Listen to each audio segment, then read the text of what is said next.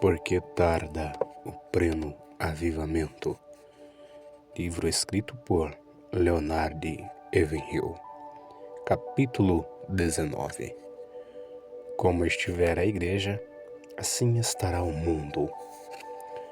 Nesta nossa era, nesta meia-noite em que vivemos, precisamos de crentes cheios de ardor por Deus. No dia de Pentecostes, o fogo do Espírito Santo que desceu sobre aquele grupo incendiou o coração de cada um deles, e a igreja teve início ali, com aqueles homens agonizando. Hoje, ela está terminando com seus líderes dos restaurantes fazendo planos. Ela começou num avivamento e está terminando num ritual.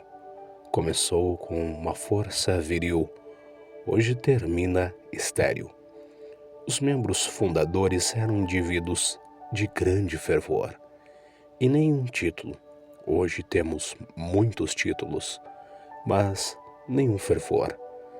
Irmãos, nossa maior necessidade agora é de homens com o coração abrasado. Os crentes precisam ser colunas de fogo, guiadas por Deus para orientarem uma geração desorientada. Precisamos de fervorosos Paulos para estimular os temorosos Timóteos, de pessoas em chamas para brilhar mais que as que têm fama. Precisamos de crentes fortes para dirigir noites de oração. Precisamos de verdadeiros profetas que nos alertem sobre os lucros ilusórios. Que aproveita o homem ganhar o mundo inteiro e perder a sua alma? Marcos 8,36. É triste ver, nestes dias do fim, esses conferencistas que pregam uma crença fácil. O clamor geral deveria ser como o do profeta: tocai a trombeta em Sião, promulgai um santo jejum, proclamai uma assembleia solene, chorem os sacerdotes, ministros do Senhor. Joel 2:15 e 17. Comparados com um coração que conheceu o fogo de Deus, mas permitiu que ele se apagasse, os picos gelados dos Alpes são até quentes. São um calor muito intenso, pode derreter um metal. Removendo-se o metal do fogo, ele se solidifica. Assim também, o coração humano sem o calor do céu se torna um iceberg. Se um pregador não possui o Espírito de Deus, seu gabinete de estudos não passa de um laboratório, onde ele disseca a doutrina e cultiva dogmas sem vida. É preciso unção para ensinar. A verdade tem que ser apresentada de forma incisiva, e a palavra de conforto deve transmitir vida, em vez de deixar o ouvinte sonolento. Precisamos urgentemente de crentes inspirados. Esta geração degenerada necessita de homens movidos pelo Espírito. Se nosso ardor não passar de uma mera chama humana, se nosso fogo nada mais for que um sectarismo carnal, será apagado pela ventania da iniquidade que vai esse tempo do fim. Neste momento, o mundo está sendo avassalado pelo impetuoso vento das falsas religiões e do cristianismo morno. E nós também, alertados sobre essas falsas chamas, por homens sem ardor, acomodando-nos a uma vivência cristã sem fogo espiritual, incapazes de distinguir entre carne e espírito. Os religiosos de hoje estão alardeando em manchetes bombásticas que já se divisa um novo bom espiritual. Mais uma vez, o bom está se tornando lugar do que é melhor. Os sábios entenderão. Na verdade, temos motivos para nos alarmarmos. A luta está cada vez mais dura. Que Deus se apiede das nações que hoje são vitimadas por religiões criadas por homens, castigadas pela presença de seitas humanas e condenadas por doutrinas de homens. Será que pode ter havido outra era pior que esta? Este é o preço que temos de pagar pelo progresso. Esforço redobrado. Como estiver a igreja, assim estará o mundo. Se a sentinela dormir, os inimigos invadirão a cidade. O pregador deveria ter pelo menos um dia para preparar o sermão e mais um para preparar o pregador que irá pregar o sermão. A inspiração é tão misteriosa quanto a própria vida, e ambos vêm de Deus. A vida, pela sua própria natureza, gera vida. Assim também, só crentes inspirados conseguem inspirar outros. Estamos precisando hoje de novos Josués para conduzir o povo de Deus à terra prometida da vida cheia do Espírito. Como povo de Israel, nós já conseguimos escapar do Egito e do Faraó, que para nós são o mundo e Satanás. Mas fracassamos em Cádiz Barneia.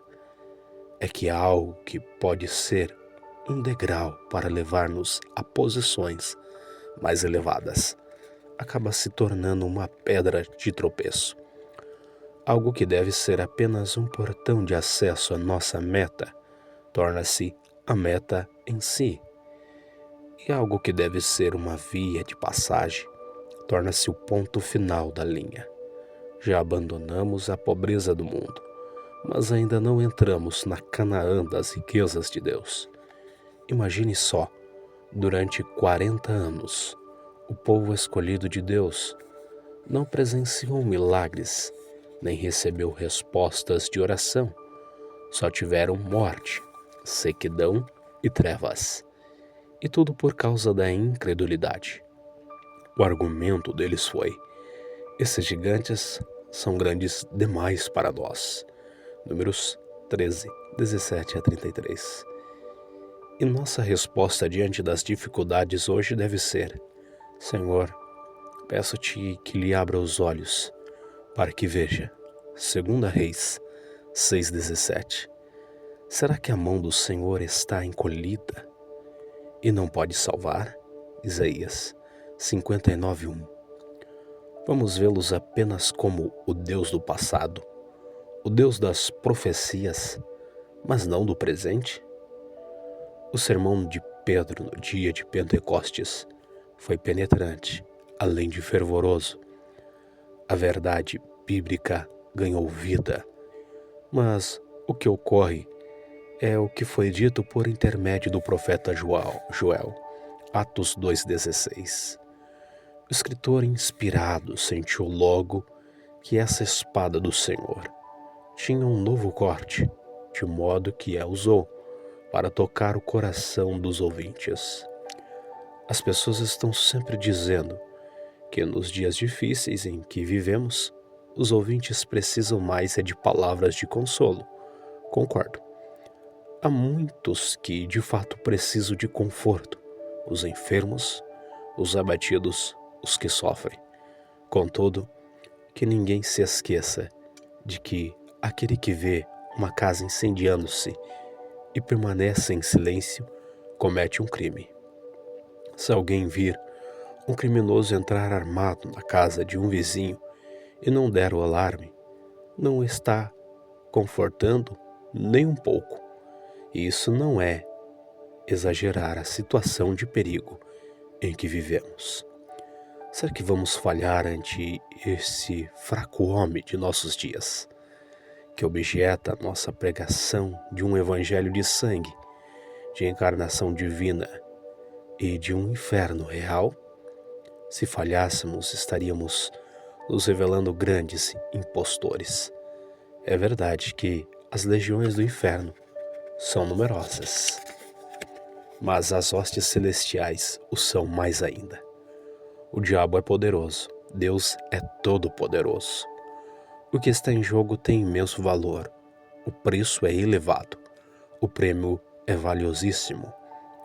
Afirmam alguns que a pessoa que mais trabalhou para a liberdade e democracia foi Patrick Henry. Pois vejamos o que ele disse no dia 23 de março de 1775 do Congresso de Virgínia, numa expressão de grande ardor e devoção pelo seu povo. Será que pagaremos com escravidão e grilhões por uma vida tão preciosa e uma paz tão valiosa? Que Deus nem tal permita. Não sei que decisão os outros tomarão. Quanto a mim, quero a liberdade, ou então prefiro morrer. Será que Catão e Demóstenes são capazes de superar essa joia da oratória? Dá para acrescentar mais alguma coisa? A terrível escravidão que avança no mundo hoje, ameaçando o resto da humanidade, não é nenhum conto de fadas. E se porventura o comunismo viesse a conquistar o mundo todo, um fato terrível e inimaginável, não existe horror maior para o verdadeiro Filho de Deus do que a eternidade que o irregenerado vai passar no inferno. Talvez possamos aplicar as palavras de Henry a nosso contexto. Será que pagarei com infidelidade e uma existência sem oração por uma vida cômoda? Será que no grande tribunal de Deus, os milhões que pereceram não irão descrever-nos como materialistas? E conhece alguns versículos? Que Deus nem tal permita. Não sei que rumo os outros tomarão. Quanto a mim, quero um avivamento em minha vida, minha igreja e minha nação. Ou então, prefiro a morte. Tudo que ligares na terra terá sido ligado no céu. Jesus. O diabo, vosso adversário, resiste-lhe firmes na fé. Pedro. Sujeitai-vos, portanto, a Deus, mas resisti ao diabo, e ele fugirá de vós. Tiago. Quanto mais o povo de Deus aprender a reconhecer a atuação do diabo para impedir as orações, maior a liberdade do Espírito que terá para resolver os problemas da vida. F.J. Perelman. Senhor, os próprios demônios se nos submetem pelo teu nome, os 70. Ah, inferno, vejo-te abrir a minha volta, mas no meu Senhor encontrei refúgio, um abrigo sólido, seguro, e dali posso enfrentar o inimigo. E aqui, vendo Jesus à destra de Deus, firmo-me na vitória que obteve no Calvário, autor desconhecido. Se todas as hostes da morte, todas as ignotas potestades do inferno assumirem suas mais horríveis formas de ódio e malignidade, estarei seguro, pois Cristo possui um poder ainda maior e graça protetora. Isaac